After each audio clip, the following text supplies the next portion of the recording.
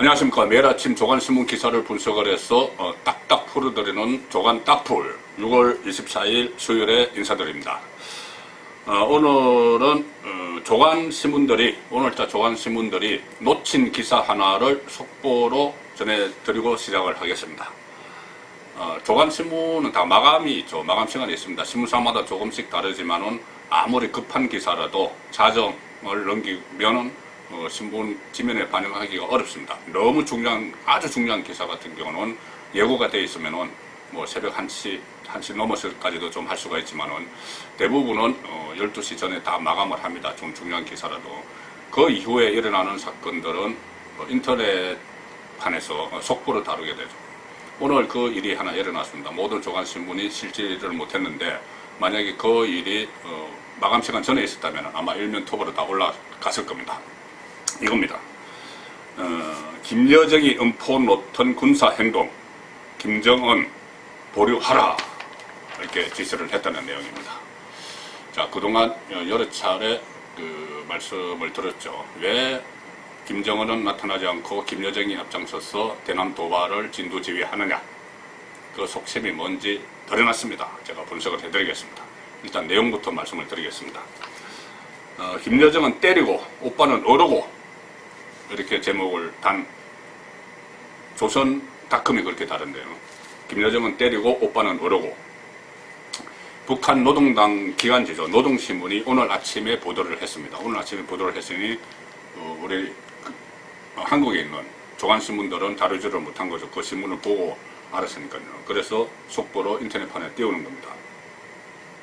노동신문 보도 내용은 이렇습니다. 김정은 국무위원장이 북한군 총참모부가 제기했던 대남 군사행동 계획을 보류시켰다. 대남 군사행동 계획. 이 대남 군사행동 계획은 김여정이 이야기한 겁니다. 김여정이 총참모부에 위임을 한다. 총참모부에 넘기겠다. 이렇게 밝혔죠. 대적행동의 행사권을, 대적행동. 여태까지 대남 사업이라고 했다가 대적행동의 행사권을 총참모부에 넘기겠다. 이렇게 밝혔고, 그러면서 이후에 여러 가지 일들이 일어났죠. 남북 간 통신선이 차단이 되고, 개성의 남북공동연락사무소가 폭파가 됐습니다. 그리고 김여정은 계속해서 문재인 대통령을 겨냥을 해서 입에 담지도 못할 그런 폭언들을 하면서 위협을 했습니다. 또 압박을 했습니다. 그리고 대적행동, 그러니까 무력행동이죠. 군사도발입니다. 군사도발의 행동권을 북한군 총참모부에 넘기겠다. 이렇게 담화에서 밝혔고, 북한군 총참모부가 17일에 대변인 성명을 통해서 그 군사행동의 구체적인 내용을 4가지를 발표를 했습니다. 위협을 한 거죠. 첫 번째, 금강산 개성공업지구에 군대를 전개시키겠다.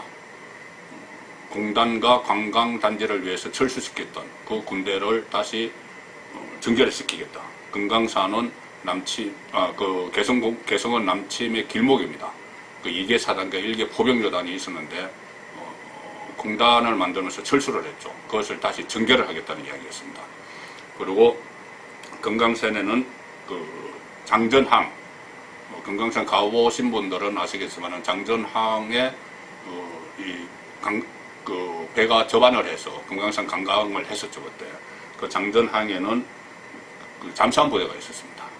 그것도 다시 하겠다는 이야기였고, 자, 두 번째, 비무장지대 초소에 진출하겠다. 그때 GP 파괴를 하고 그렇게 했죠. 양쪽에서 그 GP에 다시 GP를 만들고 병력을 배치하겠다는 이야기였습니다.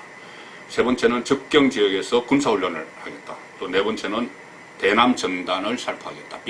이렇게 예고를 했는데, 그 4가지를 김여정의 지시에 의해서 했는데 오빠인 김정은이 하지 말라 이렇게 했다는 겁니다. 노동신문 기사 내용은 이렇습니다. 조선노동당 중앙군사위원회는 최근에 조성된 정세를 평가를 하고 조선인민군 총참모부가 당 중앙군사위원회에 제기한 대남 군사행동 계획들을 보류했다. 그리고 이 회의는 화상으로 열렸고 김정은 위원장이 회의를 주재했다. 김정은이 보류시킨 거죠. 일단 이 김정은이 이 4가지 군사행동 계획을 보류를 시켰기 때문에 보류시킨 겁니다. 취소시킨 건 아닙니다. 그래서 일단은 숨고르기에 들어갔다 이렇게 봐야 되겠죠. 그래서 결국은 김여정, 동생 김여정이 이 군사행동도 불사하겠다 이렇게 하면서 대남 노선에서 악역을 맡았는데 배드캅 역할을 맡았는데 오빠 김정은이 뒤에 딱 나중에 나서서 얘를 딱 다독거리는 그러면서 또 달래면서 좀 보류해 이렇게 하는 모습을 연출한 거죠. 자, 그러니까 김정은은 굿캅, 배드캅, 김여정은 배드캅 이렇게 된 것이죠. 그 상황에서 북한 주민들 같으면 이 모습을 보고 그래 우리 이 불만들을 막 폭발하려는 이 불만들을 막 집회도 열고 그래서 이 불만들을 김여정이 앞장서서 그래 우리 한번 해보자 막 이렇게 했는데 큰 틀에서 그 국무위원장 김정은이 일단은 좀 한번 또 지켜보자. 그래서 좀 상황을 관리하자. 이런 모습을 보이는 것이기 때문에 북한 주민들 입장에서는 상당히 여기 이 부분에 대해서 또 어떤 찬성을 쏟아낼 수가 있겠죠. 그런데 제 생각에는 이번 일로 북한의 속셈이 드러났다고 봅니다. 북한의 속셈 뭐냐면은 실제로 이렇게 대남 협박을 하고 압박을 하고 했지만은 국제사회에서 고립을 감수하면서까지 지금도 고립되어 있지만 더더욱 고립을 감수하면서까지 이 남한과 전면 대치 또 미국과 완전히 등을 돌리는 그런 일을 할 수가 있는 여력이 없는 상태죠. 가뜩이나 대북 제재가 장기화되면서 주민 생활에 어려움을 겪고 있고 또 코로나까지 겹쳐서 어떻게 보면 주민들이 불만의 폭발을 일보 직전인데 여기서 또 어떤 전면적으로 군사 행동을 하든 안 하든 여러 가지 대치 상황으로 가기에는 부담이 있었던 겁니다.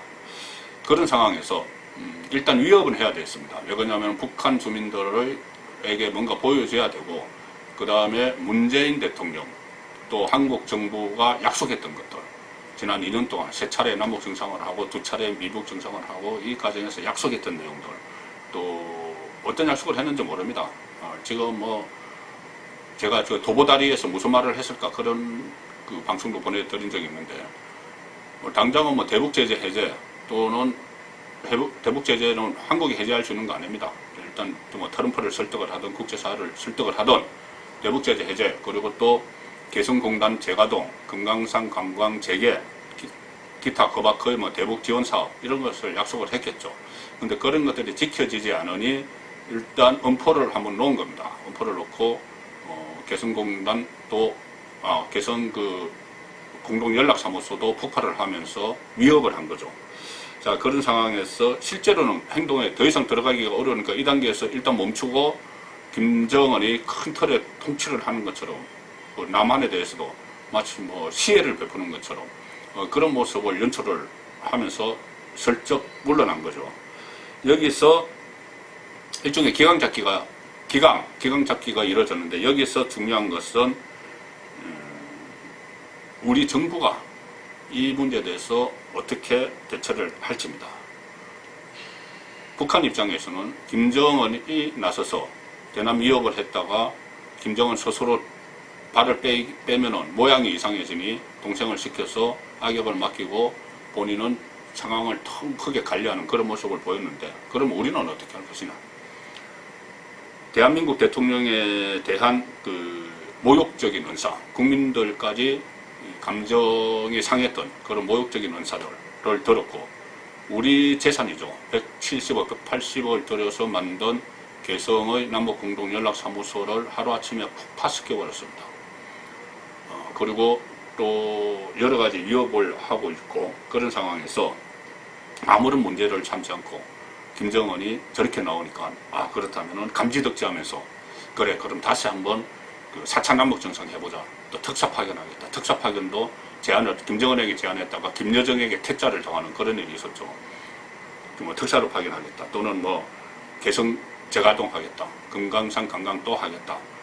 이렇게 나올 가능성이 저는 높다고 봅니다. 그렇게 되면은 우리 재산을 파기한 또 모욕적인 은사를 들은 이런 것은 그냥 넘어가는 것이죠. 과연 그렇게 할 것이냐 이 문제인데, 저는 그렇게 지금 우리 정부가 다시 대북 저자세 정책을 유지할 거라고 봅니다. 왜 그러냐 하면은 제가 말씀드렸듯이 이 대북 유화 정책, 이것은 이 정부의 근간 존립 기반이기 때문에 그렇습니다. 존립 기반이기 때문에 아무런 그 문제 제기 없이 넘어갈 가능성이 높습니다. 수모를 당하고 그랬어도 앞으로도 또 그럴 가능성이 상당히 높은 것이죠. 그것을 잘 알기 때문에 김정은이 이번 사태를 일으켰고 뒤에서 기획하고 조종하고 다 했던 겁니다.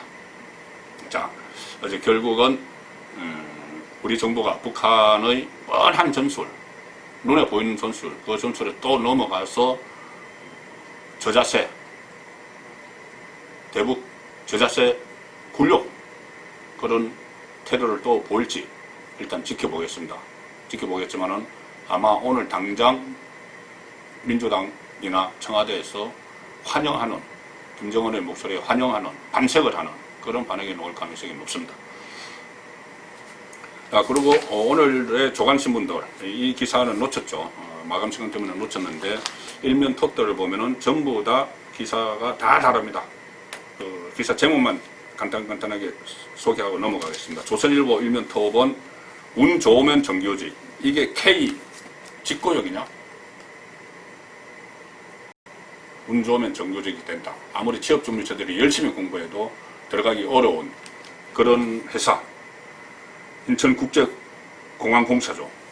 협력업체 비정규직 보안검색요원 1900명을 직고용 형태, 공사의 직고용 형태로 정규직 전환했다. 그러면은 취업준비생, 열심히 취업준비한 학생들은 뭐가 되느냐? 그래서 이것을 인국공 사태라고 부른다. 인국공, 불공정하다. 인국공 뭐냐면은 인천국제공항 사태죠.